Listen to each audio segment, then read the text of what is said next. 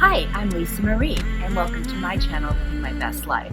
If it's your first time here, I'm so happy to see you. And if you've been here before, welcome back. We do DIYs, crafting, and discuss interesting topics. It's all about honoring God by living our best life. So let's get started right now. DIY number 1. I picked up these cute little scrapbook paper with stencil sets at the Target dollar spot, or is it the one spot? I always forget. Anyway, I think they were $3 each.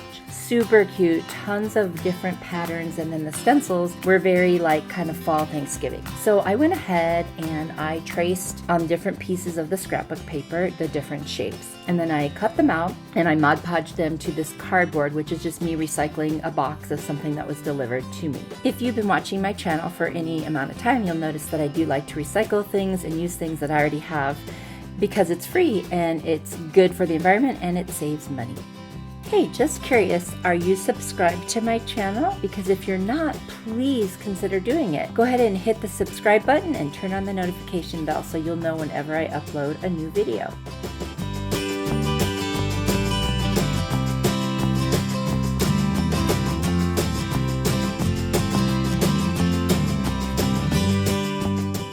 And the little black roly thing that I'm using is called a brayer. I got it on Amazon. And it just helps to flatten out something and make sure there's no bubbles or wrinkles. And oftentimes you'll see me use saran wrap over the actual piece when I'm doing it, especially if it's already wet or if it's like tissue paper or napkin, because that way it won't stick.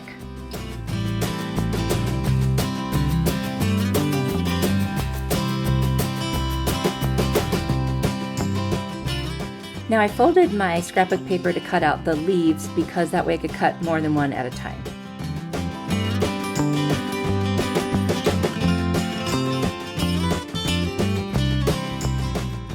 And now I'm just going to cover all the little cutouts with Mod Podge and let that dry before I cut them out of the cardboard.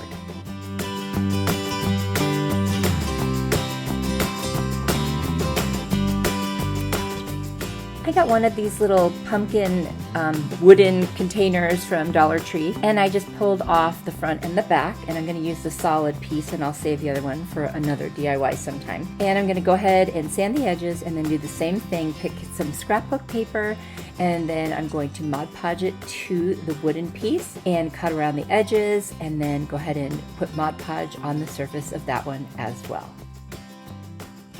Did you guys know that I'm also on social media on Facebook and Instagram as Living My Best Life with Lisa Marie, and I hope you will follow me there. I do sneak peeks and other types of things, and it would be great to connect with you there.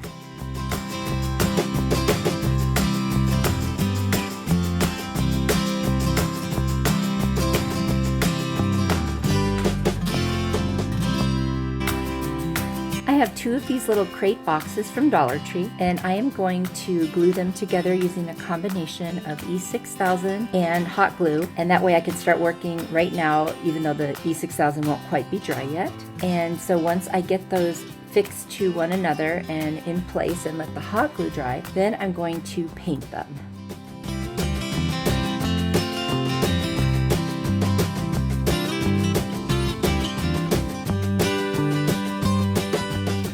I used the Waverly chalk paint in the color Hazelnut to paint this.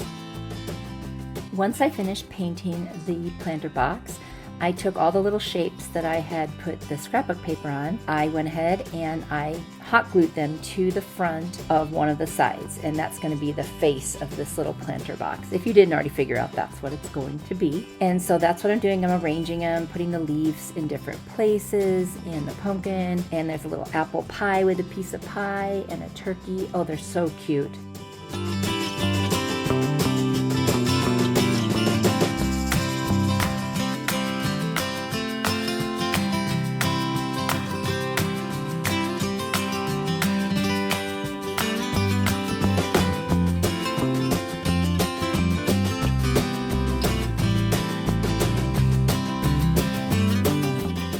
I am just loving this so much. It's just so cute and whimsy. And I did decide to go ahead and distress it and do some dry brushing. So putting a little bit of the antique wax from Waverly on my brush, wiping most of it off and then kind of dry brushing around the edges. And then I decided I think the whole thing needs to be fully distressed. So I started doing all of the wood as well. And I honestly really do like it. I could have stopped and just left it the way it was, but I was looking for that, you know, a little bit more aged look and worn. And then the back of the pumpkin, instead of leaving it natural wood, I also painted it with the antique color. I also decided that the word thankful got too faded. So I took out my plaster chalk paint from Waverly and I went over the word thankful just so that would pop again. And that really, really came out nice.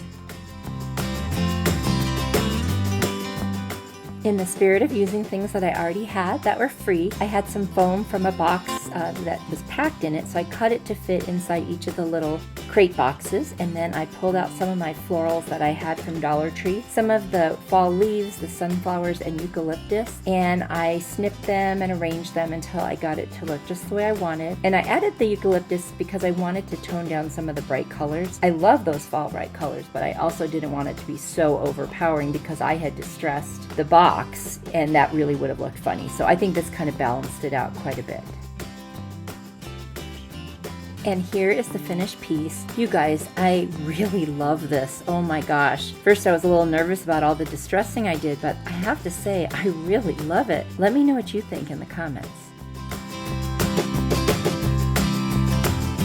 DIY number 2.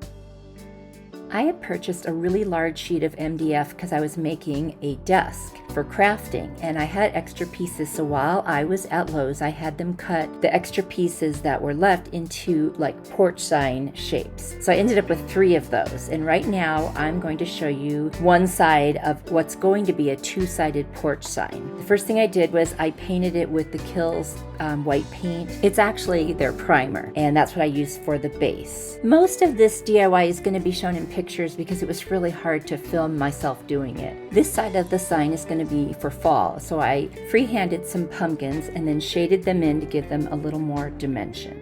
I had alphabet stencils from Walmart with really large letters. I spelled out the word welcome and put them on the far right side over the white. And then I used the antique wax from Waverly and I distressed, or actually stained, the entire board except for the stencils and the pumpkins to make it look like wood grain. To create that wood grain look, you really need to brush all in one direction, and every so often make a little kind of spirally spot that makes it look a little bit like a wood knot. I left just the teeniest bit of white around the pumpkins. It gave them a little bit more of a 3-dimensional feel. I touched up with white wherever the antique wax bled and kind of cleaned that up so it looked really nice with the white frame around the letters. I freehanded some sunflowers with their stems coming down and kind of meeting up with one another to fill in the rest of the porch sign. Most of the paint I used for this is the Arteza acrylic paints. They are so vibrant and they cover so well. The last thing I did was seal the sign with polyacrylic coating because it is going to be outside. I think I did 3 coats.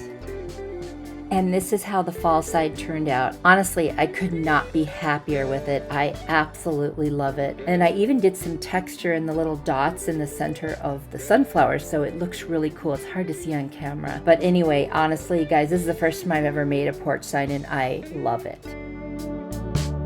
DIY number 3. This is going to be the other side of the porch sign, and it's going to be for the holidays. So basically, I drew some lines to kind of emulate shiplap. I'm going to put the word joy on here, and the O in joy is going to be a really cool buffalo check ornament. So I determined first where that circle would go, and I used a plate to draw a perfect circle. Now this was a little time consuming, but I taped around the circle using little teeny pieces of blue painter's tape. Totally worth doing though. For the main color in the buffalo check, I used the Waverly chalk paint in the color crimson, and I painted the entire circle with that first. The next step in creating the buffalo check is to use the painter's tape and then have a piece that is your spacer. So lay a full piece across, then put down the spacer. Then put the next piece of tape on the other side of the spacer, pick up the spacer, move it below the next piece of tape, and so forth. You will do this until you reach the entire surface of the circle. The next thing I did was mix a little bit of the Waverly chalk paint and the color ink into some of the crimson to create a slightly darker red. I painted that darker red in all of the openings between the painter's tape that I had already taped off. Then I removed each of those pieces of tape. Now going the opposite direction, I repeated those same steps with the tape and the spacer all the way down, kind of like a checkerboard. I was actually able to reuse all the tape that I had been using. This time I took my crimson paint and mixed it with a little bit of the Waverly plaster to make a lighter red color. I used the lighter red to cover all of the areas that were not covered in tape on my circle. And for the final step, I took some more painter's tape and a spacer, and I went back across the opposite direction and tried to cover up where the tape had been from the very first time. Fortunately, you can see it pretty good because of the difference in the colors and the lines. I used the Waverly chalk paint in the ink color for this final step and painted between the pieces of tape. So from the color standpoint, you're going to have a base color, and in my case it was the crimson, and then you're going to mix a darker version of it, a lighter version of it, and then a contrasting color, which in this case was the ink color. And now for the fun part, peeling back the tape and seeing the reveal of the buffalo check. Isn't that the coolest? Now they do make stencils that you can use for this, but it was really fun to do it myself. Now I sealed it using a polyacrylic protective finish.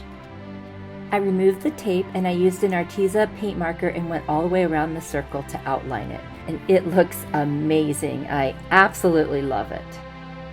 The next thing I'm going to do is take this oval shaped piece of wood that I got at the Dollar Tree and use the antique Waverly wax to stain it.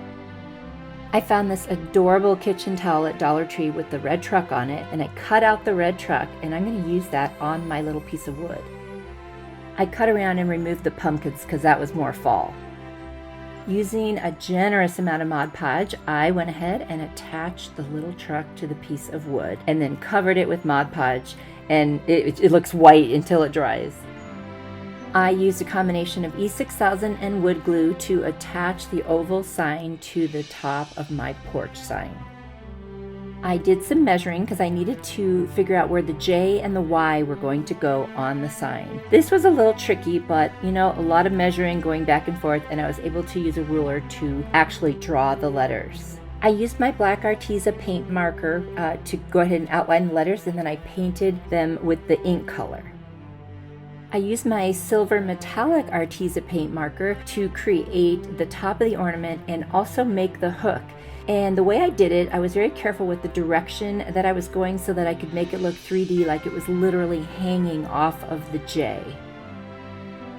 I used a little bit of the steel color in Waverly chalk paint to add a little more to those shiplap lines, and then I did a little sanding also to kind of make it not so dark and not so perfect, so it looked like they were really planks of wood. I took my white paint and touched up any areas that needed it, and then I did a very light dry brushing with the steel color all over the entire sign.